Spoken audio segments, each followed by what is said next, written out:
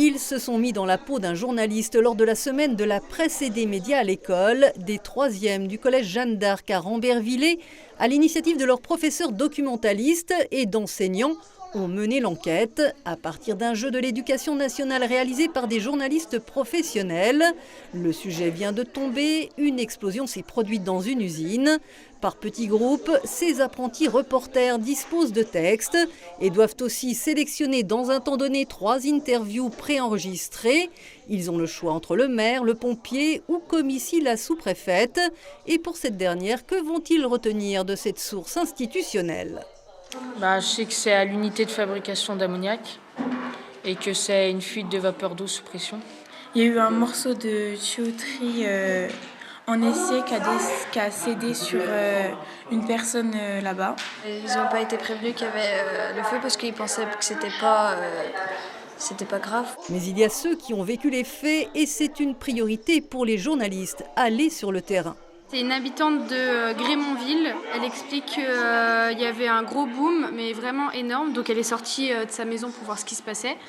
Et donc il n'y a pas eu de sirène qui s'est déclenchée parce que on ne sait pas pourquoi en fait ça s'est pas déclenché. Elle explique aussi que la nuit, il n'y a pas de gardien pour protéger.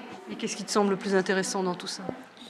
Que c'est bizarre que les sirènes ne se sont pas déclenchées parce que c'est quand même énorme comme boom, quoi. Mais attention, le témoignage visuel, sans filtre et rapide, exige aussi du recul. Incident ou catastrophe, y a-t-il des victimes, des failles dans la sécurité ?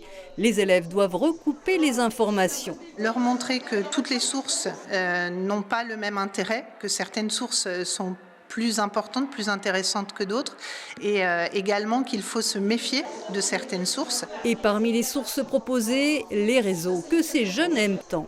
Pour être honnête avec vous, les informations, ils ne les regardent pas beaucoup à la télévision, c'est surtout sur les réseaux sociaux. Donc il y a tout un travail à faire pédagogique là-dessus. Et justement, dans le jeu, il y a aussi une source qui est le fil Twitter. Le truc Twitter, on a regardé, au début ça dit qu'il y avait une explosion, à la fin ça dit qu'il y en avait 2, et après ça redit un truc qu'il n'y en avait plus. Donc il faut les regarder si c'était du fake ou pas, et du coup oui, c'était du fake. Chaque trio a rassemblé les éléments de ce fait divers dans un texte qui sert de support, de quasi-prompteur. Ils vont se filmer lors d'un plateau télévisé qui leur demande également expression écrite et orale. Lucas a le sens du détail, il n'oublie pas l'oreillette qui le relie à sa rédaction. C'est bien de s'exprimer à l'oral comme ça. C'est pour ça que j'ai choisi d'être le journaliste aujourd'hui. Qu'est-ce que tu veux faire passer aux téléspectateurs ? Surtout l'urgence et s'il y a des vies en danger ou s'il y a un endroit en particulier où il faut s'éloigner.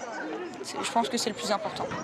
Informer, s'informer, déformer, c'est déjà l'intitulé d'un cours au programme des collèges. Mais cette classe d'investigation leur aura permis de découvrir le rôle des médias et d'aiguiser leur sens critique.